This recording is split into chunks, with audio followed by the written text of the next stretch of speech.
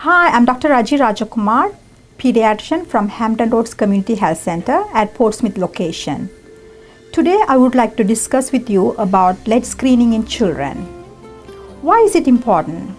Because childhood lead exposure is a major environmental health problem in the United States. And also these kids who are exposed to lead, they have no symptoms at all. If we catch them early, then we can prevent them getting a lot of lead in their blood, which can be toxic for them later. It's totally preventable. Lead poisoning is totally preventable disease. So next question is, what is lead? Lead is a metal like gold or silver. It's in the environment and used in construction, decoration, and as food additive. Basically, lead was used in paint before 1978. So lead-based paint was used in housing and construction, and later it was banned. And lead is a neurotoxin, that means it's a poison basically for nervous system, brain. Lead effects are actually irreversible, that we cannot reverse it back. That means when the damage is done, we cannot do anything after that. So that's why we need to catch those kids who are exposed to lead early, so we can prevent lead poisoning or lead toxicity later. And we want to know what are the sources of lead. Like I mentioned before, paint is the main source.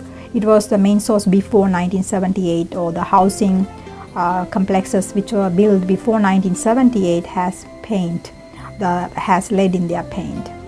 And also it can be found on soil, contaminated lead soil, and dust containing lead. And also it can be found in water from old pipes and plumbing. And also we can see lead in some toys, candies, and cosmetics, herbal products, pottery, and ceramics.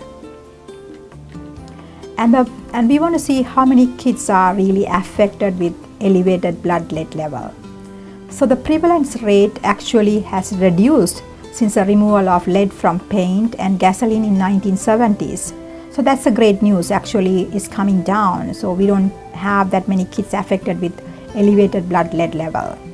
But 500,000 children age 1 to 5 have elevated blood lead level in our country right now. So if you see the graph here, you can see this one was done from 1997 to 2014.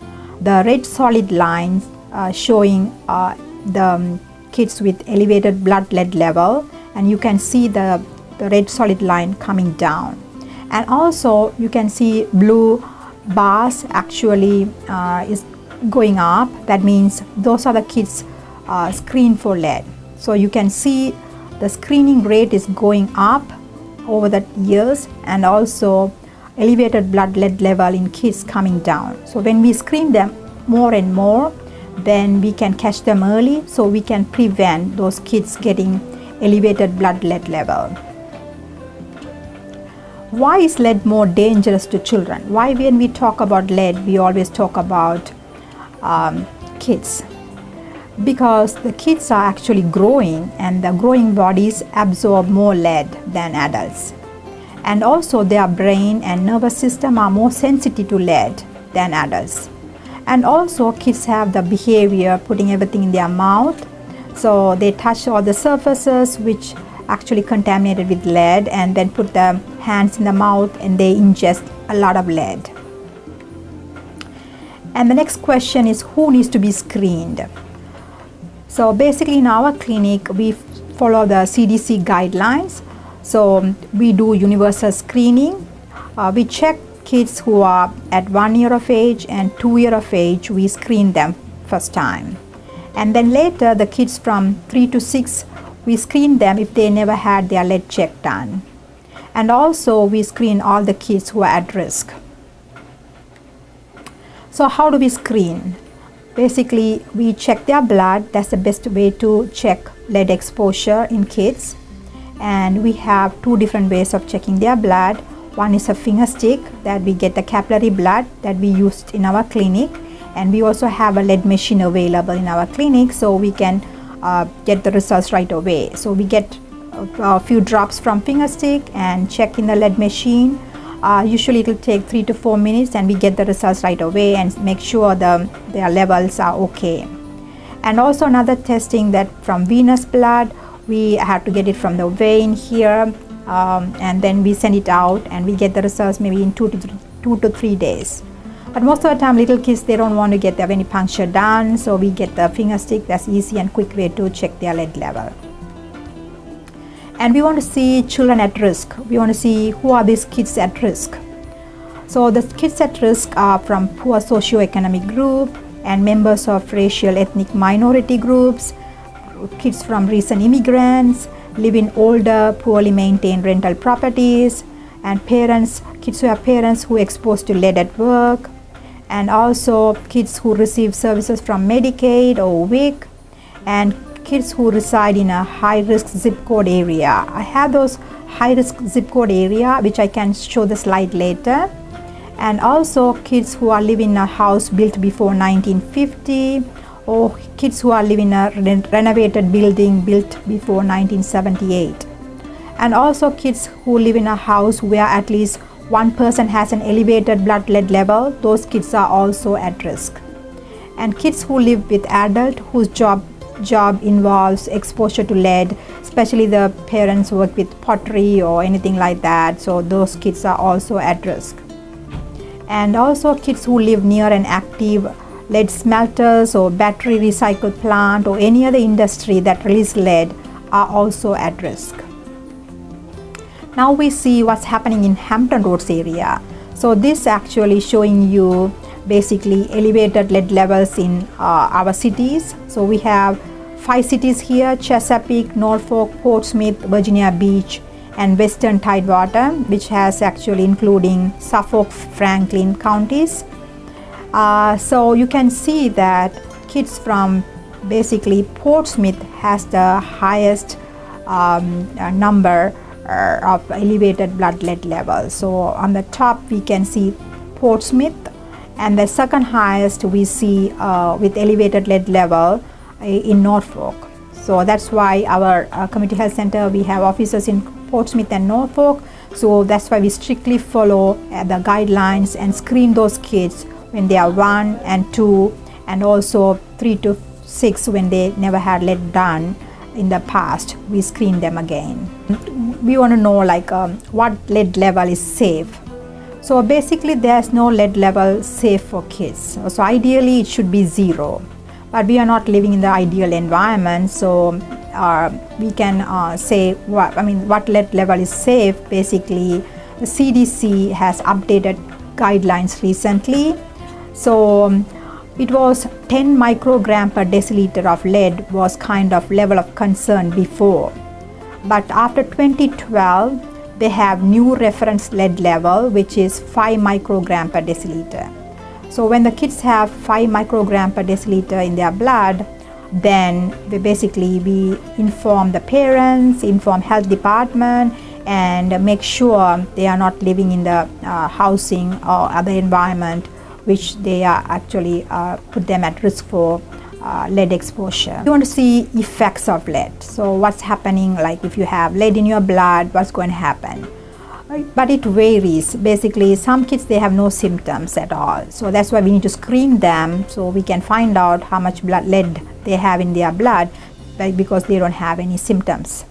But some kids, they have symptoms. So like I mentioned before, lead is actually neurotoxic, so it affects the brain and the nervous system. So kids basically will have some signs of behavioral problems, learning problems, and low attention span. Also they have some hearing problems, speech delay, and if the lead level is really high, then it can affect the brain really bad.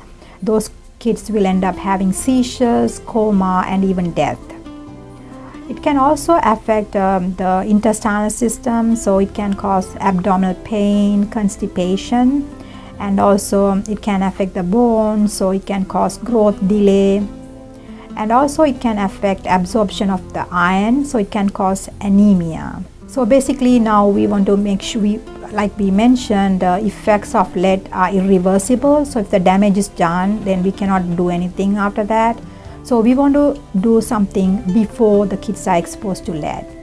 So basically we need to prevent them before they have high lead level. So prevention is very important.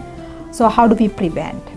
So basically if you are living in a housing built before 1978, so you can test, make sure you are in a safe environment. You can test the paint and dust from your home.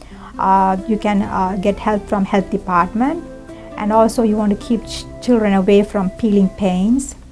And children and pregnant women shouldn't be present in housing which were built before 1978 that is undergoing renovation. So you have to make sure the kids and also pregnant women are not exposed to any lead dust during renovation. And also this renovation should be performed by certified professionals. So not everybody can do the renovations. They have to be approved by EPA, which is Environmental Protection Agency. So make sure it's done properly. And also regularly wash kids' hands and toys, and you need to wet mop your floors frequently and wipe windows. Also take off shoes when entering the house, or wipe your feet on mats, because sometimes you don't know what you are really having outside, and then when you come walk with your shoes inside, you bring those lead dust or lead soil, contaminated soil inside the house, and kids will expose to those lead contaminated stuff in the house. And also prevent children from playing in a bare soil. So instead of that, you can give them sandboxes, which are kind of safe. And also remove recalled toys and jewelries, and avoid candies. Some candies from other countries have a little bit lead in that, the wrap and stuff like that. Cosmetics, you can avoid those lead contaminated cosmetics and herbal medicine. And also you can use cold water from tap for drinking and cooking and making baby formula, because they said hot water actually has higher lead level compared with cold water. So cold water is safe for drinking, cooking, and making baby formula. Now we want to talk about treatment. So basically kids are exposed to lead, so what can we do?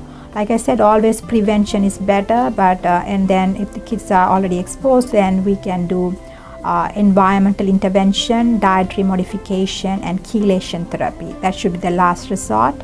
So environmental intervention, basically we identify the source with the help of health department, and we try to remove the kids from the source, and also we correct the source by renovation with EPA approved professionals. And dietary modification, basically we try to encourage kids to eat iron rich food, because iron deficiency also can be caused by elevated blood lead level, because if you have a high level lead level in your blood, then that will decrease the absorption of iron. And also if you have calcium deficiency, then you will the lead actually lead absorption is more in kids with calcium deficiency. So if you increase calcium in your food, then that will actually prevent getting more lead absorption. And also cut down fatty food. Basically fat increases lead absorption, so if you cut down fatty food, then that will actually help kids absorb more lead. Actually it's cut down lead absorption. So it's telling you basically if the kids can eat well balanced diet, then lead absorption will be less. So that's why we have to encourage kids to eat really healthy food. And the chelation therapy is the last resort. It will be done when the blood lead level is super high. That means more than 45 microgram per deciliter. Then those kids have to be really treated at the hospital. They give them medicine to chelate the lead, to remove the lead from their bodies. Here you can see zip codes at risk, and Norfolk has a lot of zip codes at risk: Portsmouth, 2nd, and Suffolk, Chesapeake, and Virginia Beach. These are the zip codes at risk. So basically take-home message is that like we have to prevent lead exposure before it occurs, because the damage by lead cannot be reversible. So we have to keep the environment lead free for our future generation, who are our future leaders. We have to make sure that they have the safe lead free environment. Thank you.